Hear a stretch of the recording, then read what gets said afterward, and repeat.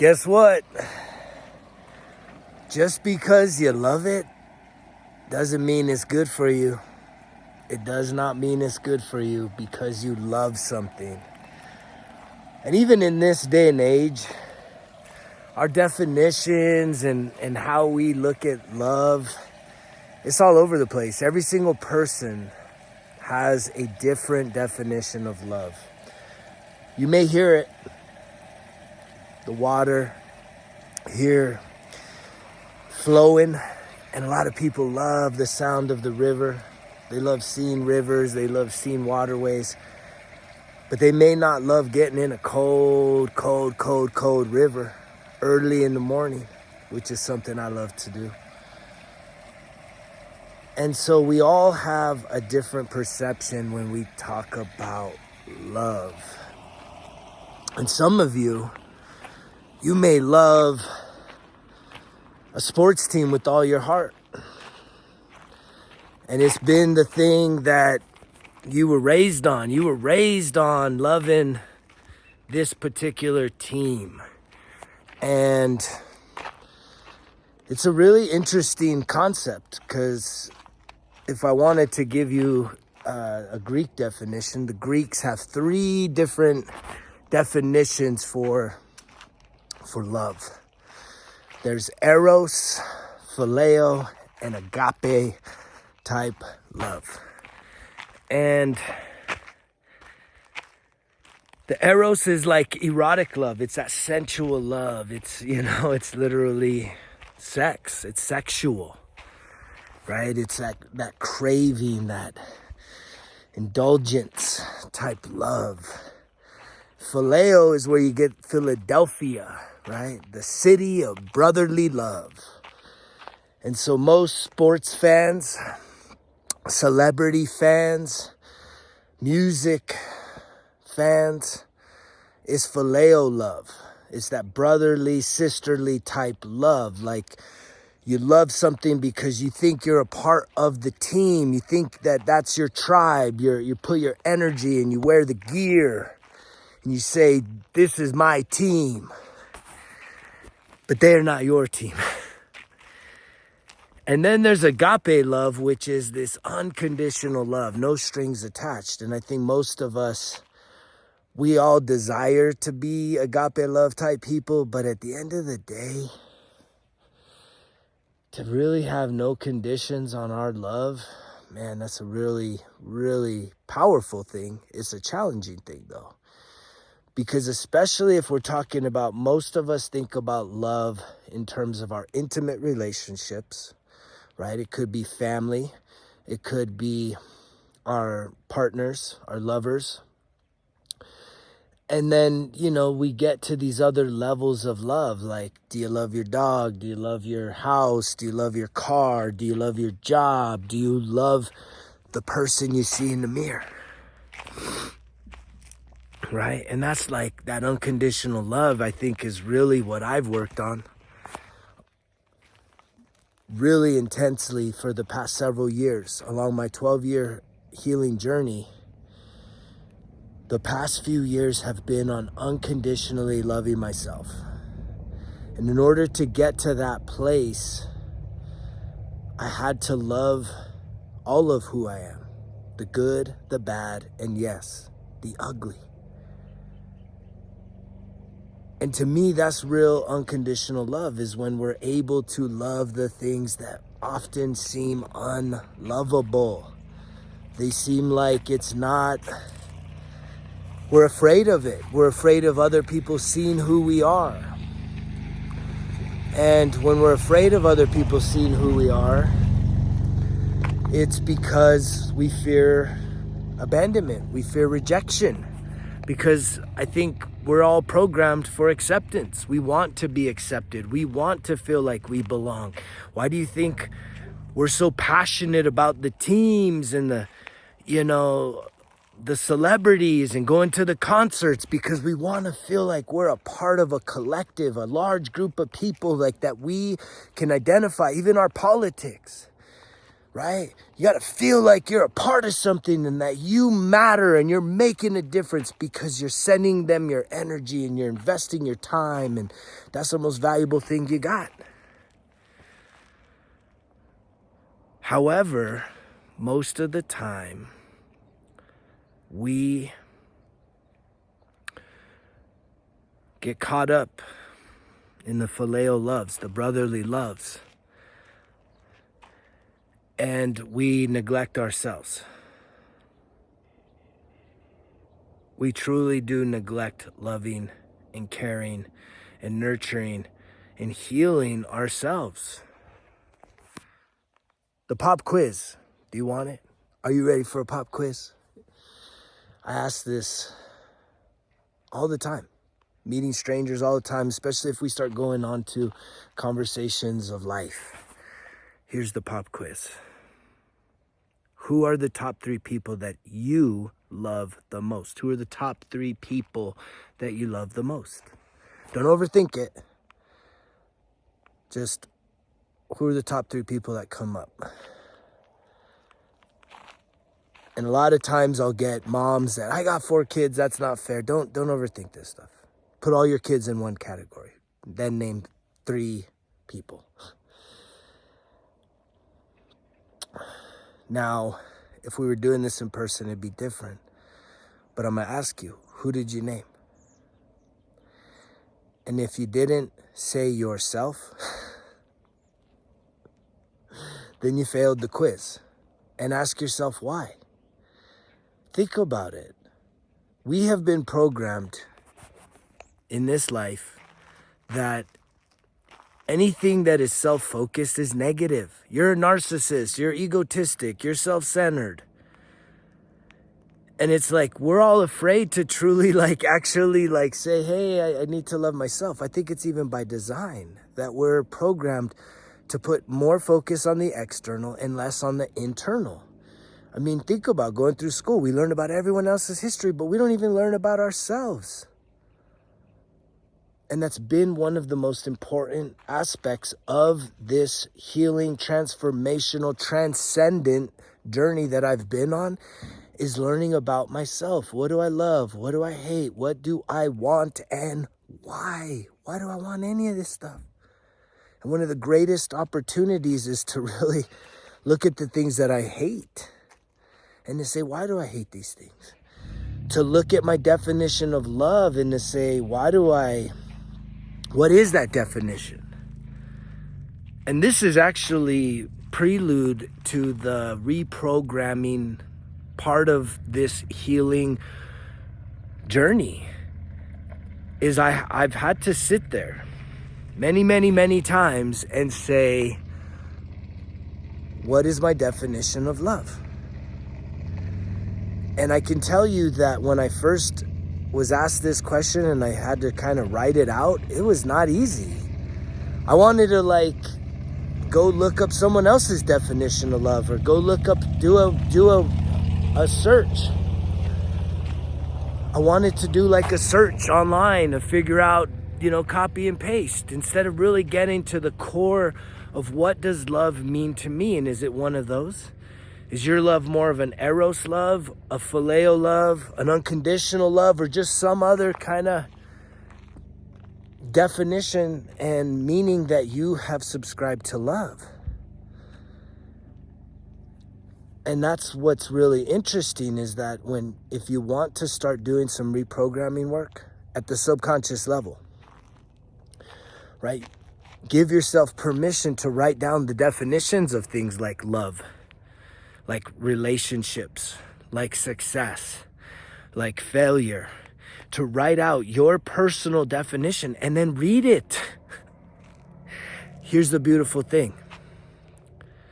You get to be the author and the editor of your life. So if you write something down and you read it and you're like, I don't like that definition. I don't even know where that comes from. Maybe it comes from your family and your ancestors, or, some part of your life, someone projected and taught you this. And so you read it and you're like, this isn't even really my definition. You get to edit. You get to one line it. Don't worry about scribbling and erasing. You can just one line any part of it and then give yourself that perfect definition of love. And once you do that, you then need to realize that you are worthy to be able to now apply that to your life and start emulating it. Start demonstrating that version of love. It's kind of that golden rule, right? Treat others the way you want to be treated. What does that even mean? How do you want to be treated? Do you want to be treated with a lot of judgment and criticism and skepticism? Or do you want to be treated with acceptance and kindness and unconditional love, where people don't judge you? They accept you for who you are, right? Which is what I'm doing. I accept you for who you are. If we were talking person to person, right, and you told me all the bad things you do, I'm not going to judge you for that shit. I hope you don't judge me for all my shit. But if you want to change your past, then you have to change your present and who you are in the present, and you can redefine yourself. But you have to be willing to give yourself permission. The light bulb has to go on and say, this guy's making sense. This actually is the way it works. This reprogramming of trauma, this reprogramming of our subconscious beliefs, the things that really, truly control most of our life. We're not even conscientious of this stuff. We're just like, you get triggered and then boom, this program runs itself out to protect you. When it's like, whoa, that trigger was just getting insulted or cut off in traffic, and next thing you know, you're losing it. Why did you lose it? Why are you that irritable? Why are you that short-fused? And it's because you've created a pattern and a habit, and guess what? You're living subconsciously. You're not living in the conscientious, because at the end of the day, someone cutting you off in traffic, it's not really that big a deal. You get to choose whether it's like, oh my God, I fucking want to kill this person, or go ahead, man. Bless them. I love you, man. I hope that you get to wherever you're trying to get to, so in such a rush, driving a little unsafe, right? As long as there wasn't an accident, like, just let it go. And even if there was an accident, you know, it's that Chinese proverb, as I just saw, 1, 2, 3, 4, let's go. It's the Chinese proverb where it's like, first a bad thing happens, then a good thing happens, then a bad thing happens, then a good thing happens. And everybody's like, oh, worst thing ever, best thing ever. And the guy's like, well, maybe. We don't know. You don't know how one thing, you being delayed, getting somewhere, saves you. Alters your life in a positive way, not negative. But what is your disposition? Are you negatively wired, or are you positively wired? Are you so focused on how another person is going to perform today while you're just sitting back? Because that's your tribe? I mean, that's not even real tribalism. We've created that. It's fake. The ancient tribalism is that you were a part of a team. That phileo love meant that you were contributing directly with your skill set, with your energy, with your efforts to the tribe. Maybe you were a craftsman, maybe you were a cook, maybe you were a hunter, maybe you were a gatherer, there was all different types of contributions that you could have made to your tribe. And yet we lack that in this day and age, because a lot of our workplaces aren't even that, it's not tight like that. Everybody's just trying to get the check, get the job done, and get the hell back home, and then do what? Just sit back? That's not loving yourself. That's not loving your family. Sitting on the sideline? No, we need to be able to raise our standard and to say we can do more. We can challenge ourselves to do more. We can get past, it's like food. Food is a huge issue in this world right now. Overeating, the cravings. And so many people are addicted to food and unhealthy food. And it guarantee you, you may think you're sexy, you may think you're a badass motherfucker, but when you look in that mirror, or someone takes a whole picture of you, the real story is told and we all see it. And you're judged by that. But here's the thing. You're going to say, well, I love tacos. I love pizza. I love all that shit too. I love pizza. But if I was to say I'm going to start eating pizza as much as I love it, I'm done. I'm done. I'm going to blow up. So that means that the things we love don't mean it's good for us. And yet you have to strengthen your mind and your willpower to be able to say no to some of the things you love. And sometimes it's even a person. You could love a person with all your heart, with all your mind, with all your soul, with all your strength. You could love a person, and that person really is holding you back because you're complacent, because you're comfortable. And you literally stop evolving. You're not willing. You guys are both just happily miserable, being lower versions of what your potential is. And I'm here to awaken people's spirits by saying, man, there's a purpose. We all got a purpose. Look at all the rumblings of this world. Natural disasters, northern lights being in places I ain't never seen. I'm like, there's a lot of things happening in this world right now. It's not a coincidence and it's not an accident. It's to awaken us. Me opening up my heart, my soul to be able to love the unlovable, to speak this with consistency and not give in no matter what's said. To continue loving. This is unconditional love, man. It is hard. It challenges me to truly show up for people that aren't willing to even show up for themselves. You'd rather show up for someone else than show up for you. Why don't you make a commitment to yourself today to show up for yourself in some way? Get an exercise in. Go out, go spend some time in nature. Do a meditation. Sign up for a fitness class. Go sign up for a gym membership. What is holding you back? What's holding you back? Comment down below. If you need some help, you need some assistance, I am here for you. Right? I would love to connect with you one-on-one to try and look at a strategy if you're truly ready, because that's the thing. Change is an inside job. If you don't want to change, then just carry on. Keep loving your team, phileo, right? Brotherly love. Keep eating the food you love, feeling like shit, low energy, recovering from hangovers, whatever else you're experiencing, you know that it's not good for you. And something's going to give at some point. But for some of y'all make the party life look great in your 40s and 50s and beyond. I mean, some of y'all just make it look so tempting. Even me, I'm like, damn, maybe I'm doing the wrong thing. I know I'm not.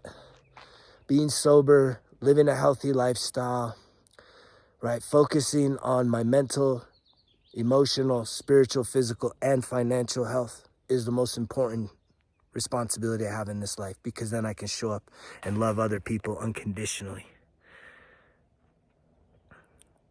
But first and foremost, I got to start loving myself. And I need to define what that is. And I'm asking you to take some time to define what loving yourself is really all about. Is it always letting yourself have the most high caloric, yummy food? Is that truly loving yourself? Is loving yourself like setting aside hours upon hours upon hours of precious time to sit there and watch a screen with other people somewhere on another part of this planet performing at the highest level, getting their heart rates up, doing cardiovascular activity, getting paid to have fun like children, but they're getting paid big bucks to perform at a high level. And even if they're student athletes, they're learning and getting to perform. It's a dream. But guess what? You can live your dream. You're worthy of your dream, and I'm here to tell you that right here, right now. I love you guys. Keep tuning in, subscribe, share the message. I really do love sharing with you. Unconditional and phileo. I love it. It actually is all of the three loves. It really does lift my spirit up to share this message each and every day. knowing that if I can just reach one person and make a difference in that person's life, they're going to go make a difference in other people's lives. And it's contagious, and it's a beautiful thing. It spreads like wildfire. Even though I don't have a desire for wildfires to spread. Praying for the rains. Wherever there is fire. Praying for recovery wherever there is devastation and destruction. Right? And I'm sending out positive vibes to you right now to give yourself permission to start doing some self-discovery, looking at things different. Let's not turn the holiday season into another binge that you need to recover from, that you never really recover from, because every year you've been doing the same thing over and over and over again like a broken record. It's time to break that cycle, and it's time to start doing some new habits. Brushing with your left hand if you're right-handed, eating with your left hand if you're right-handed, right? Waking up at new times, trying new things. It's trying new things, new ways. And I'm here to help you. Reach out if you need help.